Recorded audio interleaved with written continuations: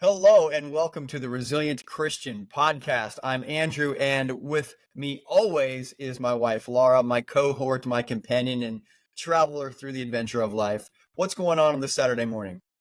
Good morning. I'm here. I'm awake. I'm ready to go. So, what have you got for us today? Let's just jump right in. We're going to talk about baseball. Okay. I'm super excited because, of course, today on Saturday, I drive down to Houston to play baseball again.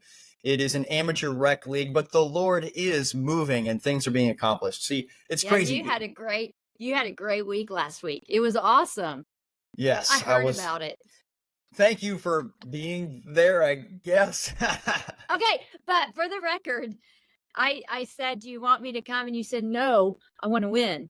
Because when I'm there, I am not a good luck charm. So, What's up sorry. with this? Because I saw this movie called The Natural, where you've got the older guy that returns to baseball. Sounds familiar, right? And he generally only wins when his original girlfriend, the love of his life, that is there with him. So I'm like, okay, well, Laura needs to be there with me, right? So I can win. And the problem is, though, besides I think like one time, generally when you are there in the stands, I don't do very well. So what's up with that? No, I think I'm just a bad luck charm. I don't know. Like when you were at the All-Star game, Yeah. it was awesome, and I was there to see it, and it was such a great experience. But I don't know. When I'm there, you just do not win. So Well, maybe the metaphorical, symbolic movies from Hollywood are leading us the wrong direction. Maybe, I'm not sure because it's like, I agree. Like, oh, okay, I'm going to drive down to Houston and I'm going to play today. I'd really like to have Laura there with me in the stands, but I'm like, well, I want to win. So, I just figured it out. I figured it out okay, just what now. is it? You don't need me. It's not Okay. about me. It's about God. You need God there to win. That's what it is. That's That what makes it perfect is. sense. So I like that. I yeah. like that. Okay, but I do. Everyone knows I desperately do need you in life. Everyone knows that. Okay, who knows you and me? There's I can. Matter of fact, oh my gosh, what about what was it this morning when I was? Or was it No, last night? I was last looking for night. the tripod to my iPhone so I could record myself playing guitar, and I could not find it. I could not find it. And I know that you are the champion of finding things, and I'm no good at it. I can't do it. But it was So, funny because I was like, "Did you check your car? Yes. Did you I'm check like, your yeah, trunk? Yes." I was yes. asking all the places I would have looked because I couldn't go look right at that moment. So I was asking you, and you're like, "Yes, I looked." I was like, "Did you look in the back room?" "Yes, I looked." And so finally, when I could go look within 45 seconds, I found that tripod. Oh So, yeah, she comes and back in. She's like, "Could you not find this?"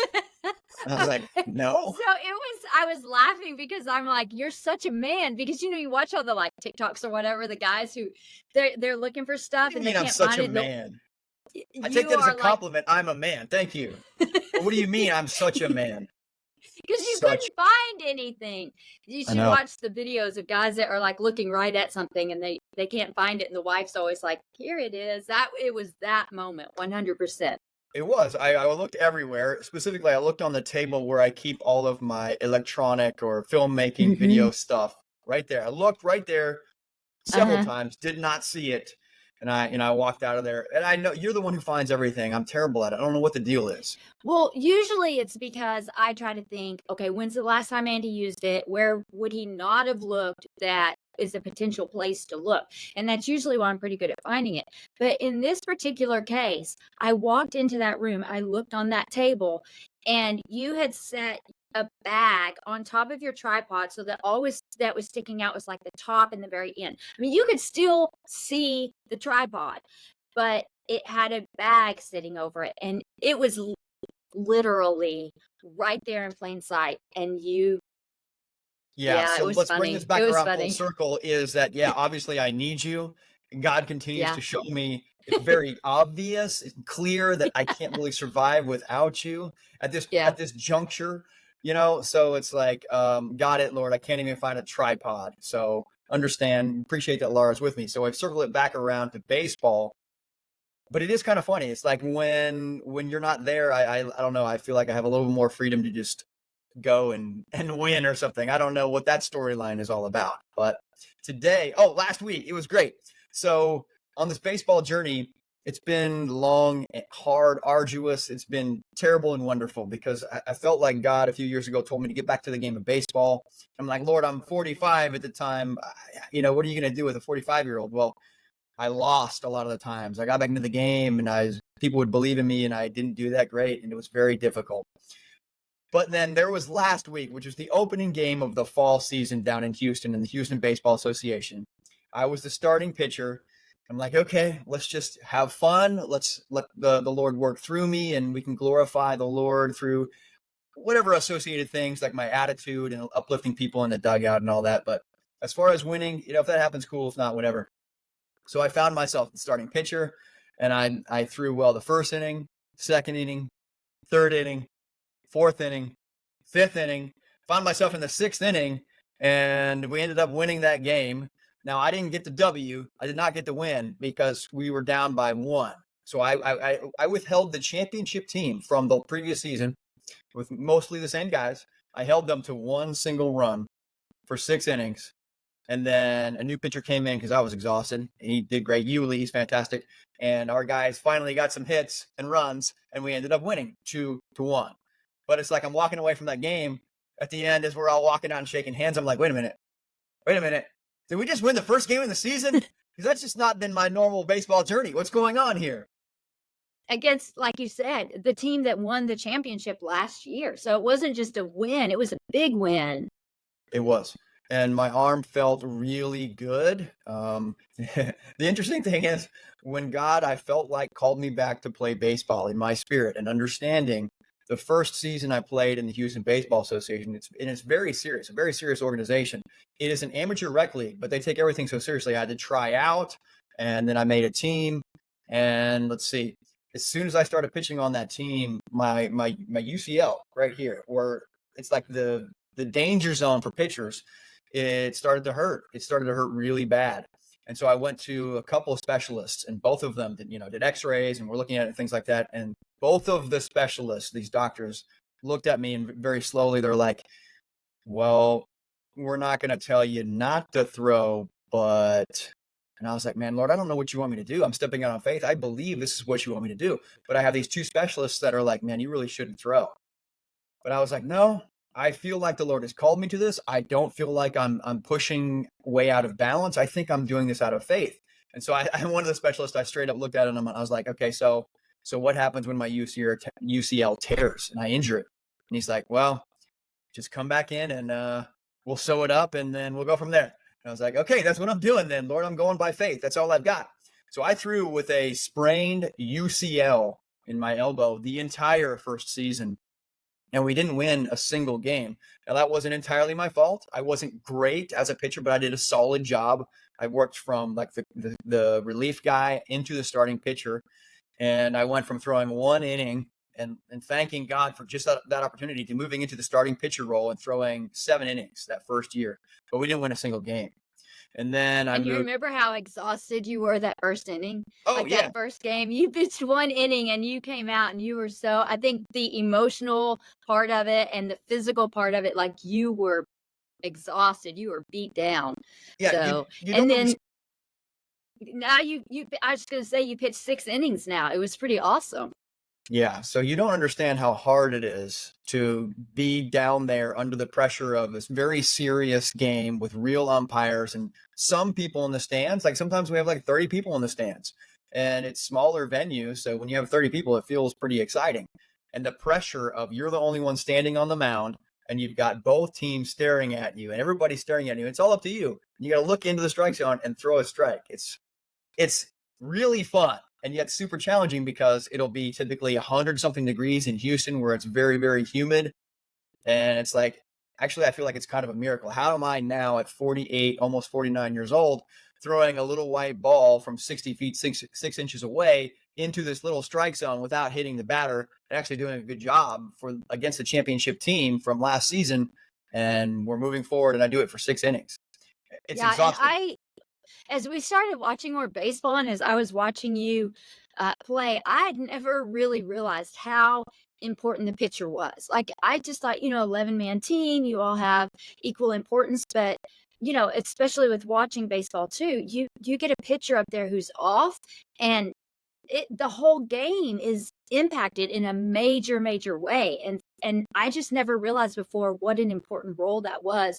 The pitcher to set the tone and really keep the runs low. So it's been eye opening. Yes, but I believe you said it was an 11-man team. That's football, homie. Okay, you've been watching too much I'm Aggie football in Kyle Field. I'm getting ready for Aggie. I am excited about Aggie football. It has been on my mind because I work across the street from Kyle Field, and every day my room, because it's all windows looking outside. I look at Kyle Field all day long. So yes, it has definitely been on my mind. So I apologize for that. Yes, Sorry. baseball has 9 players on the field, but you're right. It's super difficult to be the pitcher, and you don't think about how tough it is because all the spotlight and the workload is on you. Mm. And that was really a point of contention because this team that I'm playing for now, the Houston Padres, they saw me do really well in the All-Star game, and then I went through like a secondary tryout, and they picked me up as their first draft. And they were so excited to get me that they hugged me and they were all like high-fiving and stuff. And then the first game a couple years back, I went out and I did terrible. And I was so embarrassed. It was a horrible thing to work through. And I'm sitting there like in the dugout almost with tears running down my face. I was so embarrassed because I wanted to help these guys out who believed in me. And I'm just like, God, what are you doing? I thought you wanted me to play baseball. I thought you were doing something through me and something unique and different. And I was losing. It was horrible. It was terrible. But it's so hard. And I remember a conversation with my brother's oldest son, Blaine, and he is a jock. He's a great athlete, plays primarily football, but he was playing baseball and he was trying out the position as pitcher, and he did not enjoy it just because it's such a head game because all the focus is right on you, and you have to really learn how to relax, set all that aside, and just do your thing. And I know that as I was growing up and going through my 20s and 30s, I could never have done that. I could never have done that to be a pitcher because it's just so much of a mental game. And so when we think about our lives as Christians, this is the Resilient Christian Podcast, and we continually have conversations about what Lara and I do in our lives because we're trying to have a conversation about what it's like to really live out our faith. So one of those things for me and for Lara and I that we've lived out is me being a pitcher on the mound and having that mental conversation with myself and with God to be like, okay, God, I'm stepping out on faith here. Does that mean I'm going to win? Or is it more of a training exercise where I lose and I have to understand how to deal with my emotions? It's been an enormous journey for me. However, last weekend for the opening game, we won. My arm felt great. I'll tell you what, my fastball was really fast. Like we were warming up with one of the catchers. We have like 3 on our team. And he was like, man, you're throwing harder than last year. You got to be throwing like 90, 92 or something like that. To be honest with you, it felt like it because I was throwing really hard and they weren't really catching up to me when I was throwing my fastball. So the four-seam fastball was good. My curveball was great. It was almost like a 12-6 dropping straight down. It was fantastic. People weren't hitting it. And then my slider was just amazing. It was just coming in like a fastball, and then it would break to the side. And I remember striking one of the first guys out in the first or second inning. And I came back to the dugout, and the guys in my dugout were like, what was that pitch? I was like, it's a slider. They're like, wow, dude, it was awesome. And even my knuckleball was working a little bit. I mean, it wasn't embarrassingly dominating against the hitters, but at least it worked and I floated it in there. And the guys got a couple hits, like they got hits off of it, but the ball was caught. So it was kind of a good pitch too. So that's the baseball journey. And I go back today.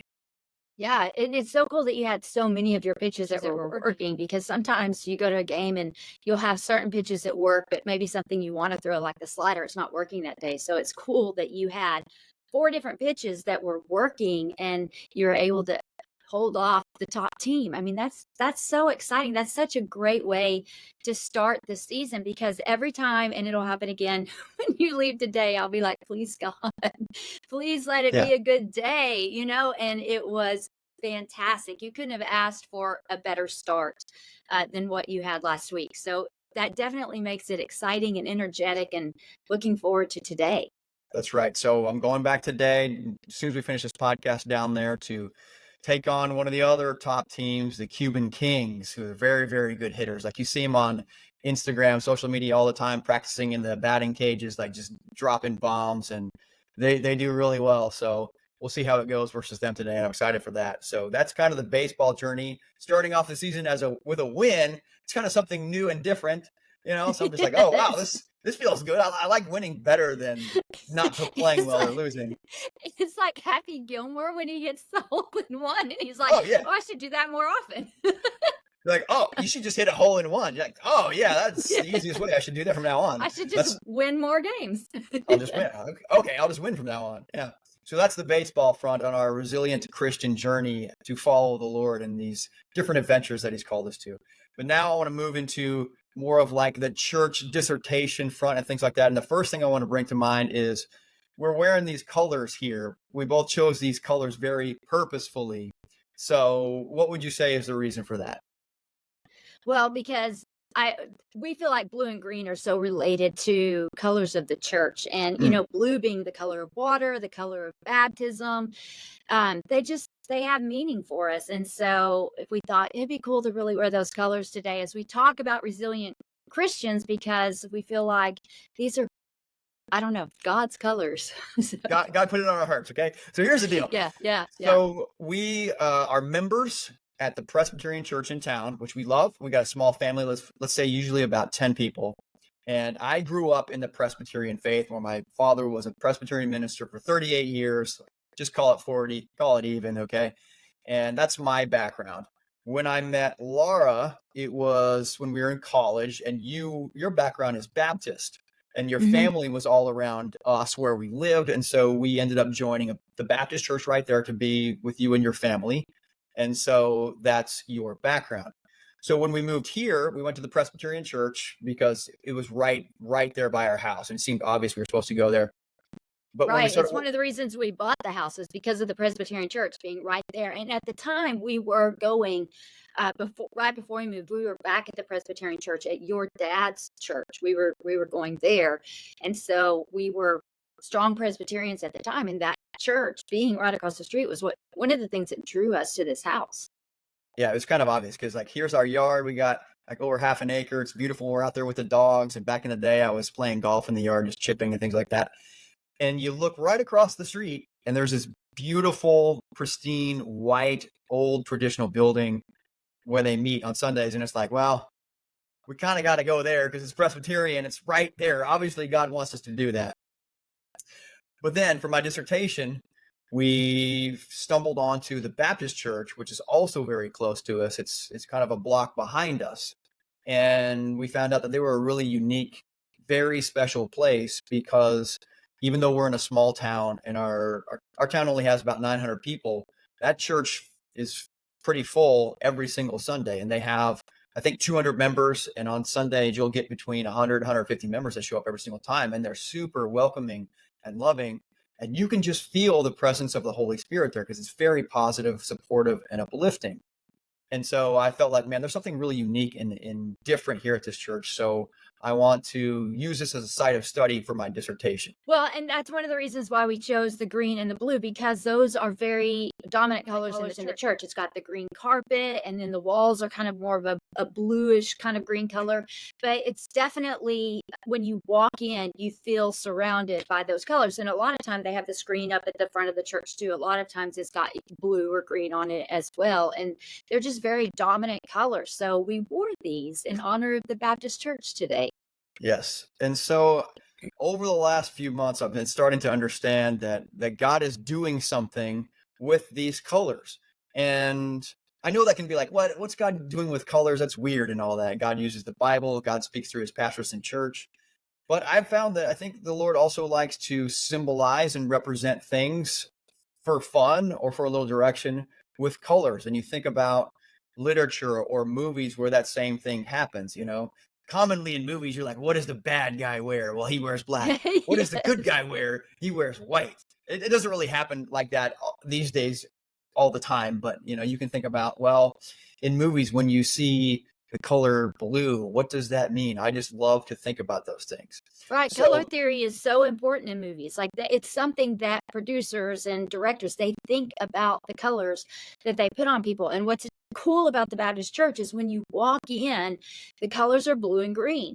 But also when you walk in, you're like, important things are happening at this church. Important things are going to happen at this church. And so I think that's why we wanted to wear blue and green to be like, we know big things are coming. We know there are big things in store at the Baptist church. So, we're excited about that. We want to celebrate that. No, that's perfect. I love it. So I think about one of our first big movies that we made called Let There Be Zombies. And you were the art director on the film. I was director, producer, writer. And we had a crew of like 100 people. It was awesome, whatever, including zombies and all that.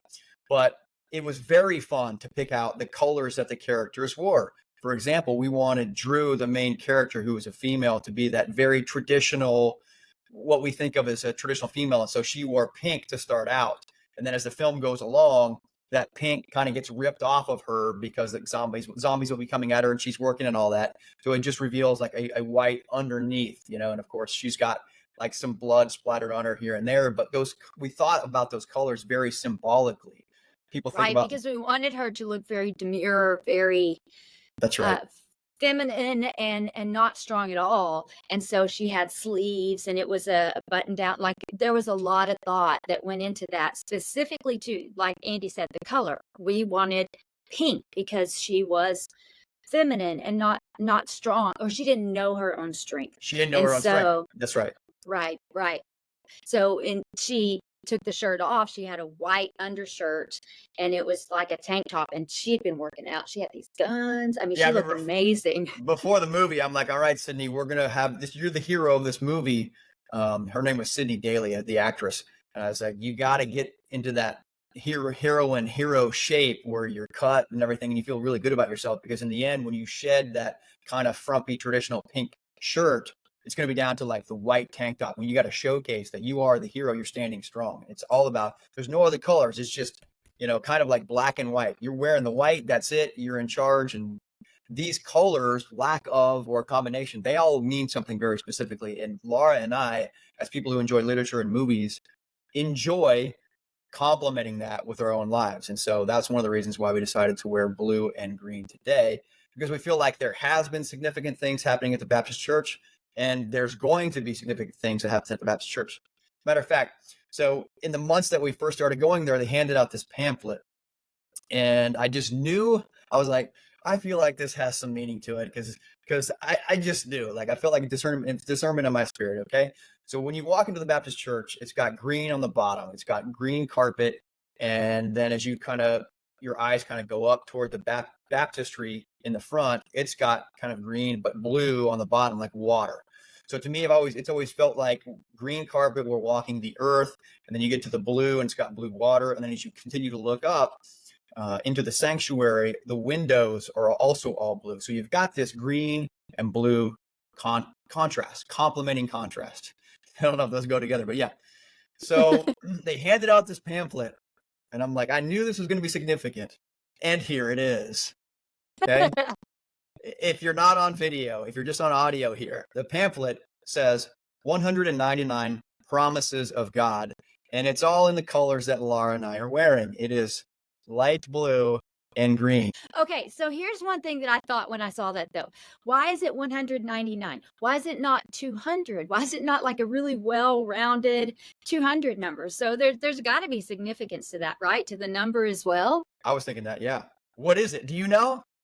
No, I'm sitting here trying to think. Like, I was processing in my head as you're holding it up. I'm like, okay, 199. Like, Yeah. It kind of distracted me for a minute to try to figure out what that number, why it's important. I feel the exact same way. I'm like, why not 200? Why is it 199? Okay, 199 is 18 plus 1 is 19. Like, I have no idea. I don't know. But the funny thing is, because you and I both, this is such a weird, quirky thing about us. We like even numbers. Like when Yeah. we're doing the volume, it has to be 10 or 12 or 14. It can't be an odd number. So the fact that that's an odd number stands out too. I'm like, but that's an odd number. Like even numbers are so much better. So it just kind of stands out. Ooh, you're going to get in trouble. I One know. of our pals likes an odd number, but I'm the same way. And I'm like, I'm always putting my number on something that is even. I do not like odd numbers. And I felt in my spirit finally one time, God was like, Andrew, you need to stop that, because I'm the God of all numbers. And I was like, oh, okay, I'm sorry. Jeez. But we can take a look at the very first promise of God in here. Just not randomly. I'm just starting with the very first one. It says, therefore, if any man be in Christ, he is a new creature. Old things are passed away. Behold, all things are become new. That's from 2 Corinthians 5:17. And this is the whole story of what we're trying to do here with the Resilient Christian Podcast. It's all about what Jesus has done and what he's going to do in people's lives to make them new. You know, when I look That's at the this, best one to start with, because it's like God's very first promise in that book is you can be made new. You can put the old away. You can put it aside. You can be cleansed and you can be new and have a whole fresh start, which is what blue and green represent, right? That fresh start. So I love that that's the very first one, being that your old life is not the way you have to continue to live. You can be made new. that's right. And so we continue to find something really special and unique at the Baptist Church right here in our small little town of Calvert where we live. And things have been happening that are wonderful and special. Like this is where God wanted me to do my dissertation. If I'm Indiana Jones on this adventure, I didn't have to travel the world. It was just somehow next door, a couple blocks away. And then we also see the promises of God that he points to more incredible things are coming at this Baptist church right here in Texas, you know, Yes, and and I'm excited. I cannot wait. All the good things that are coming now. super, super, super excited myself, you know, because we're just friends. We're just friends with people. And that is the stance that we have. We take me and my wife, Lara, and we're ready to be friends. And from that standpoint, we look forward to welcoming people as friends into the Christian faith. And we know that God has promised us those things. And that's what we look forward to. And that's why we're wearing blue and green here. It's reflective of the promises of God. It's reflective of the Baptist church and the way their sanctuary is designed. And it's reflective of metaphorically, like Lara's wearing the green where she's walking through the earth and it's the forest. But as she approaches the water here with the blue, she could jump in and follow Jesus and be cleansed and renewed in that baptism. So that's what we're doing. Is that cool I with you think that's, guys? yes, I'm excited about it. I feel like as Christians, we need to have excitement and enthusiasm about being able to be baptized, to be changed, and to present Jesus to other people and give them that same opportunity. And that same type of thing is what I'm attempting to do in academia with my research. I love locations and history and adventure, like considering Indiana Jones and how he was a professor and he went on adventures. And so I feel like I try to do that in my studies and my research. Along with that, what really brings it to life for me and makes it have purpose is the faith aspect. And I want to be honest and say that it's very difficult in academia for me at the university level because we can't just come right out and say, well, do you guys know about the hope of Jesus? Because that's where we get our purpose. That's where we get renewed. That's how we find heaven and the joy of all the other believers. But through this project of mine, my dissertation project, I'm studying churches and I'm looking at the heroic narratives that this First Baptist Church has created for themselves as to be people of faith who step out despite the challenges. And one of those big challenges was during the time of COVID, where many churches across the country were shut down because we were all anxious and afraid, and it was scary. It was a scary, unknown time with a lot of doubt. But one of the heroic storylines or narratives from this Baptist church is they followed all the guidelines, all the safety parameters. They didn't break any rules during that time, but they continued to meet. And instead of having one service on Sunday mornings, they had 5. That's how they started out. They had 5 services, so like 10 people could be in the sanctuary, and they all spread out. And then they started to meet outside. And then a bunch of people started coming, and they were all spread out. So even in the worst crisis, this First Baptist Church, who has done some amazing things, the Lord used that because they were faithful. And he has grown their congregation into about 200 people in a town of only 900. And that's just the surface of what we see to be really unique about that location. And it's obvious God is doing something there. And we are so grateful, Lara and I are, that we just get to be a part of it and experience what God's going to do. Right. I'm so excited that we are part of that church now as well, and part of that vibrant, loving community, which is something that people say about that church all the time. You feel so welcome. It's just different, and it's such a loving place, and people are so excited to be members of the church to represent Christ to others, and it's an honor. It's an honor to be a part of that congregation. So to close out this podcast for this week here, I think we want to just touch base on our encouragement for everyone that ends up hearing this. It's that the Lord has called us as Christians to be the light in a world that's troublesome, filled with anxiety and doubt, and with deceptions that lead you the wrong direction toward things that aren't of value to the kingdom of God. What you can do is simply know the Lord Jesus, step out on faith, and have encouragement. Be encouraged, because the Lord, while it sometimes seems like he's not doing much, behind the scenes, there's a lot going on. Behind the scenes, there's a lot going on. And the time is coming where he's going to showcase. Darn it, I said showcase. The time is coming. I said that word way too much lately, so I got to change it. Where the Lord is going to highlight just how his hand is actually on everything. So be encouraged. That's what we're doing with this show. It's like, here's two normal people. You got a teacher, you got a university instructor, and we're trying to live out our faith in day-to-day application. What I'm really enjoying is you not saying a word right now. That's fantastic. Time for me to go out on my own down to Houston so I can get a break from this person here who's super annoying. Not on point right now. No, but it'll be better next week. That's super inspirational. Hey, folks, it'll be better next week. Next week.